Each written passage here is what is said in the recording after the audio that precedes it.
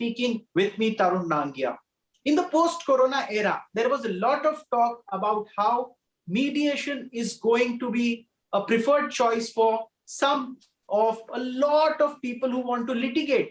And as Justice Sikri has always said, mediation has a lot of scope in this country. And at this point in time, Nandini Gore, who is with Karanjawala and Company, has come out with a very interesting book that titled Handbook of Mediation. Here is the book by Ma'am Nandini Gore. You can get your own copy from a bookseller near you. And this has become the occasion for us to discuss mediation. And I'm very happy today to have some of the best mediators in the country with me today. I have Justice A.K. Sikri. I know no judge in this country who has encouraged mediation despite being on the bench as much as Justice Sikri has done for mediation.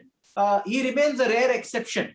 I also have with me Sriram Panchu. He's India's best known mediator. He needs no introduction. Some of the most important disputes that he has mediated has been known to so many of us, and it's a pleasure to have him on the show. I have with me Mr. A.J. Jawar. He is also one of India's well-known mediators with a battery of disputes that he settled, and reputation as if, precedes him and his name. And that is why it becomes very important when these two people give us their time today. Sriram Panchu, A.J. Jawad. I have with me Ma'am Nandini Gore with Karanjawala and Company, a well-known name in the industry for the past 3 decades. And with her contribution, as I said in my introduction, of writing this handbook on mediation. So let us get the ball rolling. Justice Sikri will open the discussion with his opening comment on the future of mediation. Sir, Nandini Gore has penned a book on mediation. How positive you remain about this whole issue of mediation? Thank you, Tarun. And first, let me congratulate Nandini for penning down this book and her thoughts on mediation. I remember, I think, as far as Indian authors are concerned on mediation, Sriram Panchu was the first person who had written a wonderful book. He has come out with one more book, also 2 books. But what we find is that now there are other persons who are coming forward and writing such useful books. And Nandini's addition to this kind of literature in our country is going to be quite significant. Thank you so much, sir. Coming to mediation, as you have said, actually, what we have to understand is the psychology of mediation and the process of mediation, and rather, I would say, what is the philosophy or even jurisprudence behind mediation. As we know, conflicts do arise in any society. They are bound to arise. I mean, even in a family, there are disputes about on certain issue. We take different stands, and therefore we are not able to agree on a particular issue. And in the society also, in the conflicts arise. But yes, rule of law mandates us that these conflicts should be resolved in accordance with law in a speedily manner, and the conflict should come to an end as soon as possible. And for that, we have the adversarial system in the courts, and maybe alternate system in the form of arbitration. I would just now bracket that. But both these systems are what we call adversarial kind of systems, where the 2 parties project their particular view. Court has to, or the arbitrator has to find who is right, who is wrong. We go to the past, that the transaction which had taken place, or because of which the right of one party were breached or violated, and because of that, that person has come to the court seeking relief or remedy. And the court will only go to the past as who was right, who was wrong. Yes, if the defendant is found to be wrong, in law, what is the remedy, what is the consequence, and what kind of, the compensation is to be given to the other side. But then this adversarial process has so many, I would say, limitations, and I need not go into all those aspects. There is no time also. But in contrast, what mediation provides, this is what we have to understand. The mediation goes behind the reasons for conflict. We it's in the adversarial system, we only go, yes, there was a conflict and who was at fault. But the mediation goes into the aspect why this conflict had arisen in the first instance. And it goes into the psychology of that. That is why I used that expression earlier. And if I give you very interesting example, there are different perception. We know that the people look at the same thing in a different way. And on that, the example, I found it in Gita, a book authored by that famous Patnaik, Mr. Patnaik. Devdutt Patnaik. Yeah, Devdutt Patnaik. And he gives a very interesting example. When this war was to start, and Gita Updesh, Sri Krishna was giving to Arjuna. Now, there are 4 characters he describes in that. Sri Krishna is there, who is the preacher, and Arjuna is taking that preaching as a student. But then there are 2 more persons. There was Sanjay, who was narrating what was happening in Mahabharata, in that battlefield, and he was narrating it to Dhritarashtra. So now 4 persons are there. Sanjay, as far as Sanjay is concerned, his job was, he doesn't think what is happening, and he is not, he's just listening. He's a messenger, and he's conveying it to Dhritarashtra that it is happening in the battlefield. And but Arjuna is a seeker. So he is trying to grasp what is this teaching which are given to him at that time by Sri Krishna. And Sri Krishna is the preacher. But then it's the same thing, Dhritarashtra, when he is telling, Sri Krishna is telling Arjuna that why you should fight, and in order to establish dharma and in order to protect dharma. So that is the objective, that is the message he is giving. But Dhritarashtra is not taking it in that sense. He says that, look, he is just trying to mislead Arjuna, because Dhritarashtra never wanted that fight to go on. So as far as Dhritarashtra is concerned, his perception is different. Role of Sanjay is totally different. Role of Arjuna is different, and role of Shri Krishna is different. This is what happens when the disputes arise, and only into from our perception. And it is a situation, as I call it, I versus you. The 2 parties, I think what I am right, and there is a rationale in what and you think what you are right.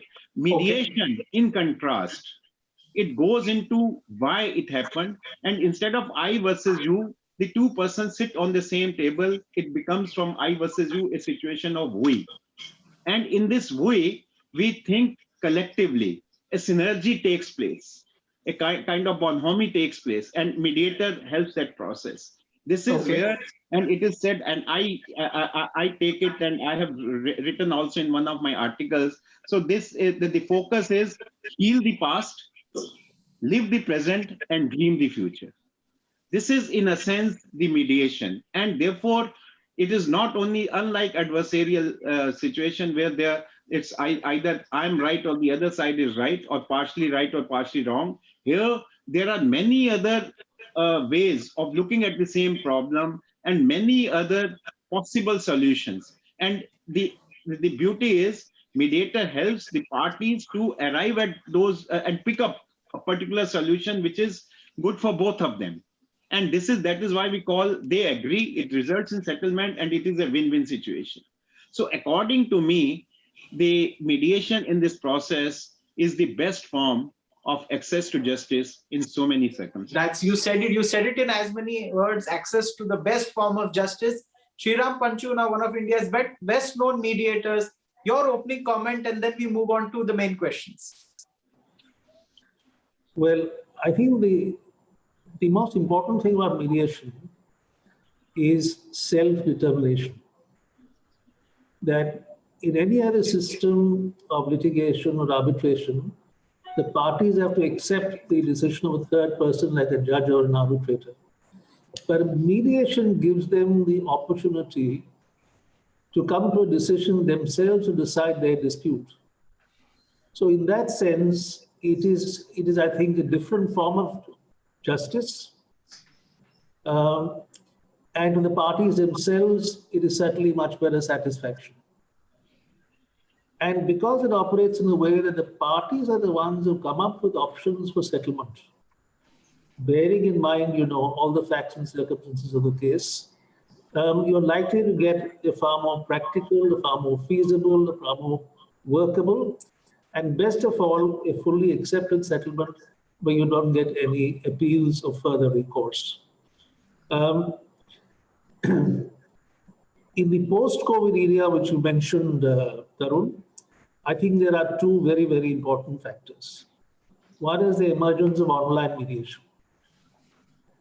During COVID, online has made its presence felt very strongly. And I think mediators adapted to it very quickly, are able to structure mediations well, conduct them across multiple cities, across multiple countries of the world. I mean, I've had several ones where people were able to schedule meetings so quickly between people from different countries. So I think that has shown the capacity of mediation. Online mediation. Online. And before I go to Jawad, I want to ask a quick question of you.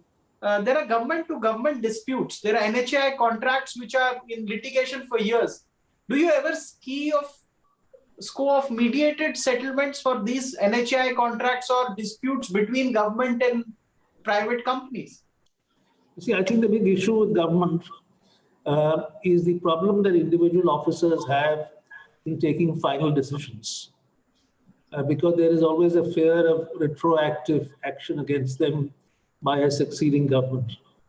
So the best way, I think, is to have a very high-level committee headed by a retired Supreme Court judge, staffed with people from, CBI, CBC, whoever, and they give their final word of approval to any negotiation proposal.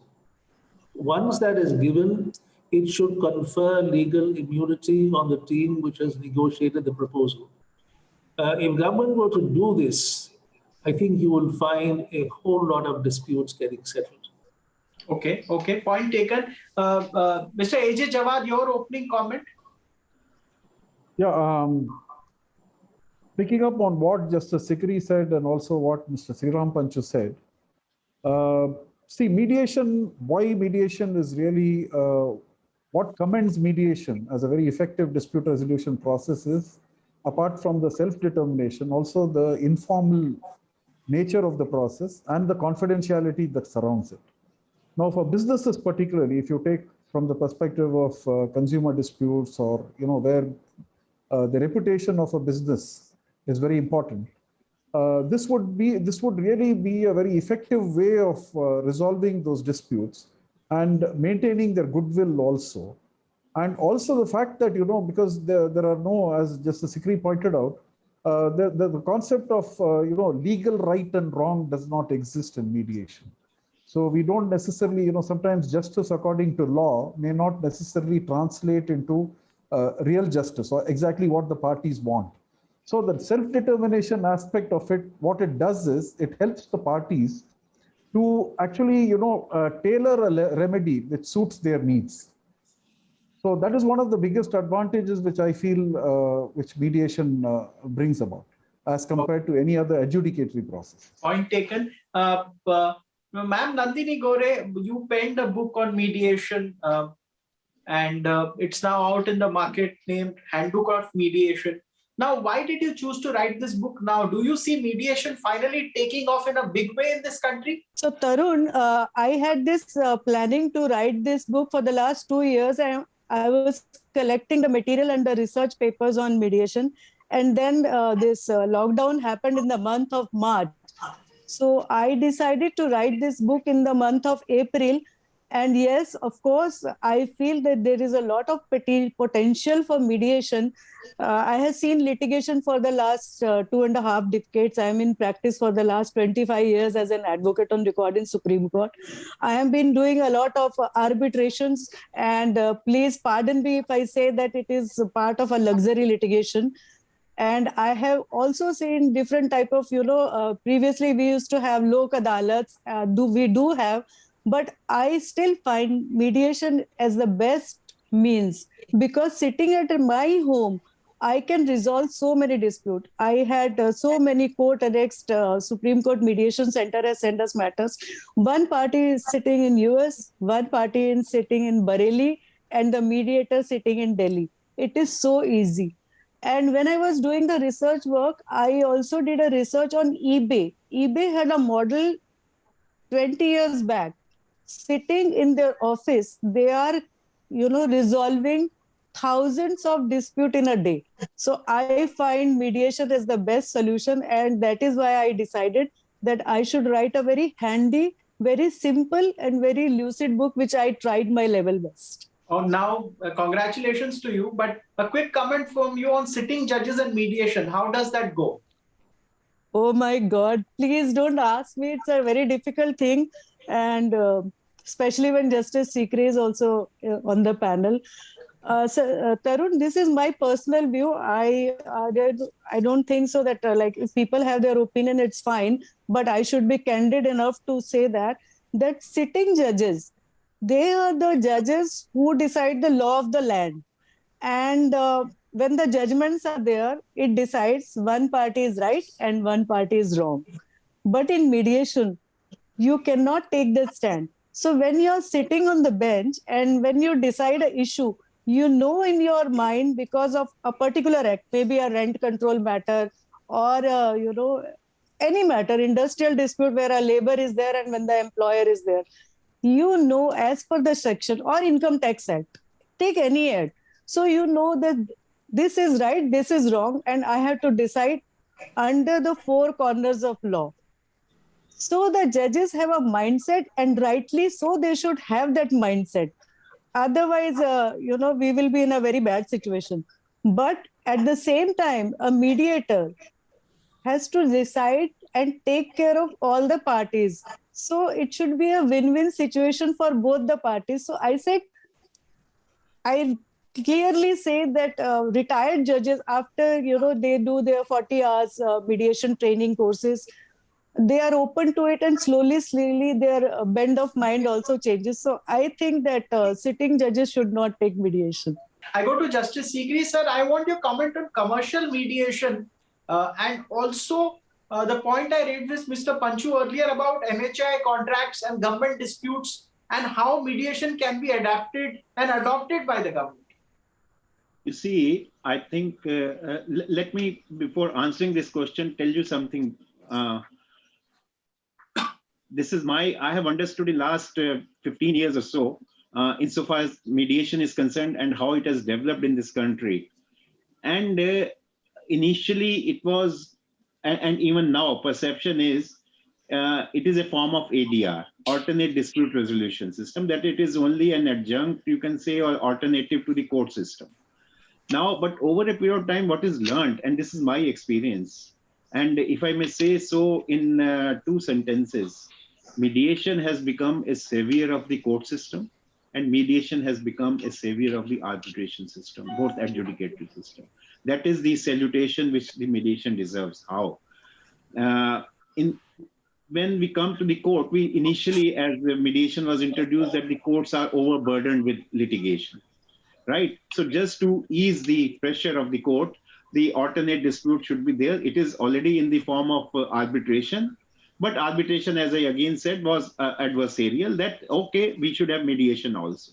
If you know, and all the other 3 panelists will tell you, that in America, today more than 95% cases are settled through mediation and only 5% cases go for trial.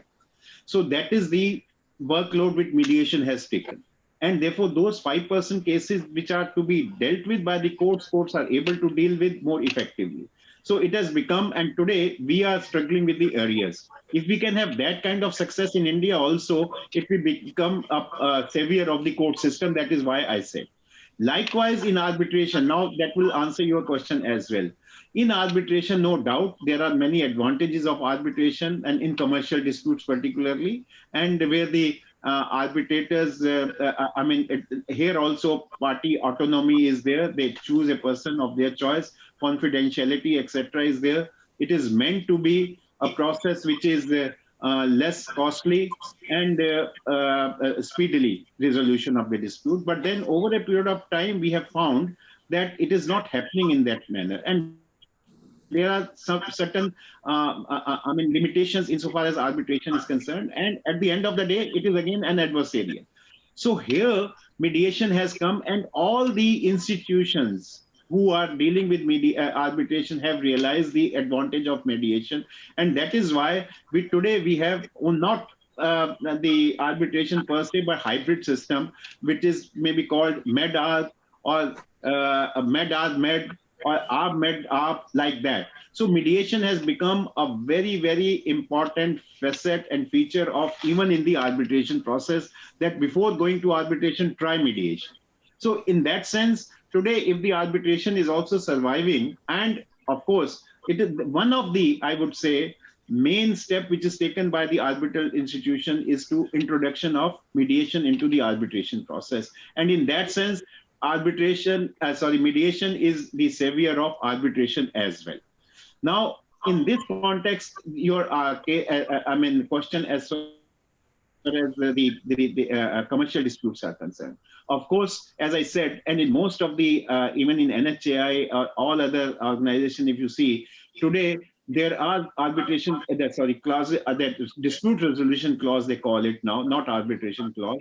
It proceeds, it starts with the negotiation, or maybe in-house dispute mechanism, in the sense that one officer of, say, NHAI, when dispute arises, will go into that, engineer in charge, etc. Thereafter, maybe a resolution committee, which is in the form of mediation, they will go, and if that fails, only then arbitration. So therefore, like today, if you know, I think I read it in the newspaper a few months ago, the NHAI is facing awards of more than 75,000 crores today. And it is my experience that in the beginning, if these disputes are settled, the amount of money which the such public sector undertaking will have to pay to the contractor would be much, much less. I've seen if the contractor has raised a claim of, say, 100 rupees, during settlement talks, they may agree even to 20 or 30 rupees also. But at that stage, as Mr. Sriram Panchu rightly pointed out, that many officers in the organization, they don't want to take that chance or that risk. Even if they agree for 30 rupees, tomorrow they would be from CVC or from audit, etc. There would be objection that why you agree to that. And if we have that, but then ultimately what happens in the arbitration, they have to not only to pay 100 rupees or at least 80 rupees as against 30 rupees plus interest and cost, etc. as well. So mediation in that sense assumes very a significance in that sense. And we have to have, in respect of these public sector undertaking, by the suggestion which is given by Mr. Sriram Panchu is always discussed and all. If there is a committee of this, the judges, etc. And I've found now many public sector undertakings have formed these constellation or mediation committees where they have taken the retired High Court or Supreme Court judges. I only hope that, yes, it clicks, or it is a successful experiment also. Okay. Point taken on this point. I'll go to Mr. Sriram Panchu, sir. Commercial mediation taking off, and in the backdrop of Singapore Convention, your comments on the mediation process. Yeah, I think the Singapore Convention is very important because it provides for enforcement of mediation in any country which is a signatory to the convention. The big problem with arbitrations is that when you go to enforce a decree, you will meet resistance with a whole lot of objections. But this one provides for very easy enforcement in many, many countries, which are signatories.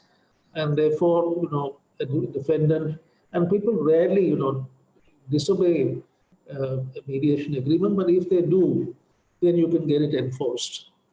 But I want to stop here, and I'm interested to hear Nandini's comments on the convention, because Nandini and I were the ones who met several officers of government in an effort to persuade government to join the treaty, which India did, was a prominent signatory. So Nandini, I think you should come in on this.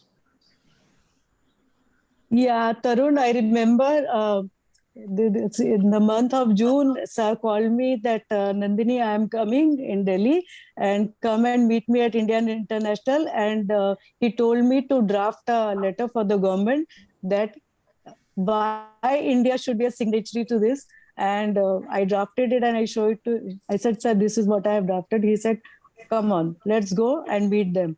So we went there, we waited, and we were told to give the letter and come back after 15 days. I think it is a very, very important milestone on behalf of India to sign this treaty, because it is so important now that any commercial dispute, and mind you, Singapore Convention says that it is for commercial disputes. It is not for, property disputes or family disputes. Sir, please correct me if I'm wrong. You're right. It is ancestral model, actually. Yes, it is ancestral model. So it is going to help us in a long way. So sitting in our country, if you are signatory to it, we can get it enforced here. That is the most important aspect and the beauty of this convention. And I'm so proud that sir gave me this opportunity and he said, you be there with me. And we went and met the officials twice or thrice, I believe. Am I correct, sir? So I think it is a stepping stone for India to take this step, and India is a signatory, and it will be very, very easy for us. Point well taken. Yes. Only one thing I'll add. We have become the signatory, but we have to pass the law in terms thereof. So that is what I wanted to add. That is what I wanted to add. That Singapore now we should have a immediately passed the law. Singapore came out with this immediately. Yeah. Okay. Now, one very small, quick comment by Mr. AJ Jawad before we end. You're almost out of time. Okay. See, the only comment that I would like to add is, after all the hullabaloo that surrounded the signing of the convention, and thanks to all the efforts that Mr. Sriram Panchu, Nandini, and the others who made this effort to get the government to have somebody, a representative there to sign the convention, it's very unfortunate that we have still not ratified the convention, nor have we enacted a law, mediation law that is applicable to India, which is absolutely necessary to actually give effect to the Singapore Convention. Now, a small country like Singapore, the kind of steps that they have taken by establishing institutions like Singapore International Mediation Center, Singapore International Mediation Institute, which is globally accepted as an accreditation institution for mediators. When all this is happening in a small country, I don't know why we are lagging behind still, why that initiative is not coming. And even the Commercial Courts Act is very unhappily drafted, if I may say so. With I'm sure Justice Sikri and Mr. Sriram Panchu and Nandini will agree with me that it is a very poorly drafted legislation which gives a lot of loopholes to people to escape from going for mediation without really recognizing the advantages that are there in mediation. That is most unfortunate. So I think we need to plug these loopholes and we need to really move forward after having signed. So that is where we are lagging behind. That's point well taken. We completely out of time on this show.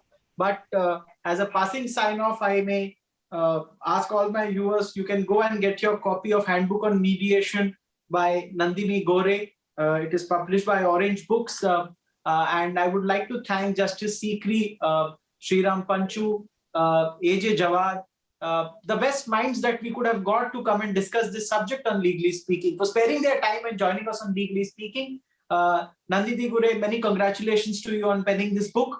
I'm sure it will do well. Thank you, viewers, for watching this show. And there'll be lots more in store next week, but bye for now. Thank you.